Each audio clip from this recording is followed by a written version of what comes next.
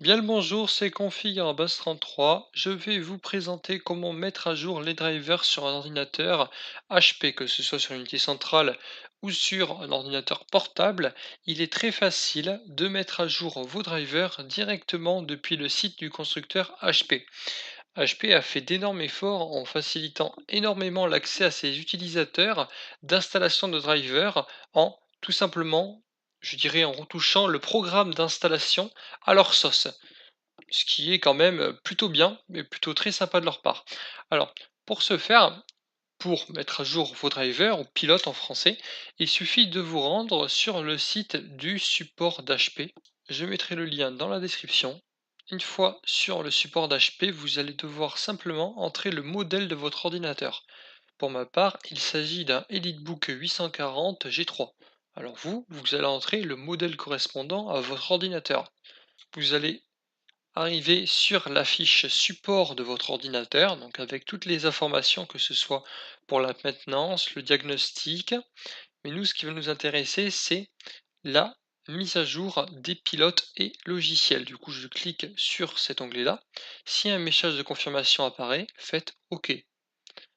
Vous allez ensuite pouvoir, vous aussi, ça sera présenté exactement de la même façon.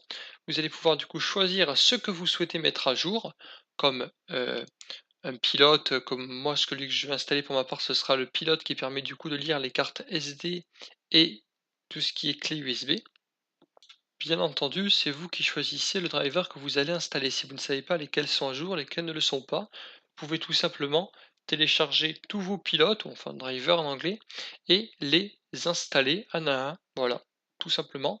Certes, ça va prendre un petit peu plus de temps, mais au moins vous serez tranquille et vous serez sûr que vos drivers sont bien à jour. J'ai également fait d'autres vidéos en vous expliquant depuis Windows comment mettre à jour les drivers, mais la méthode depuis le site constructeur est, je dirais, la première méthode pour mettre à jour un driver. C'est la méthode la plus fiable qu'il existe. Une fois l'installation finie, faites terminer. Donc ça y est, votre driver est installé.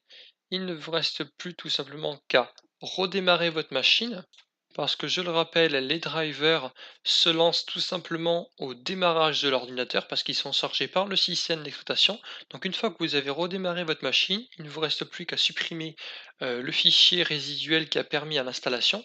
Vous allez le trouver à la racine, il s'appelle swsetup.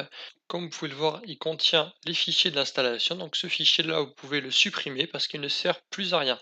Cette vidéo est terminée, j'espère vraiment qu'elle vous a plu. Pour encore plus de vidéos, n'hésitez pas à vous abonner à la chaîne. C'était Configure 303.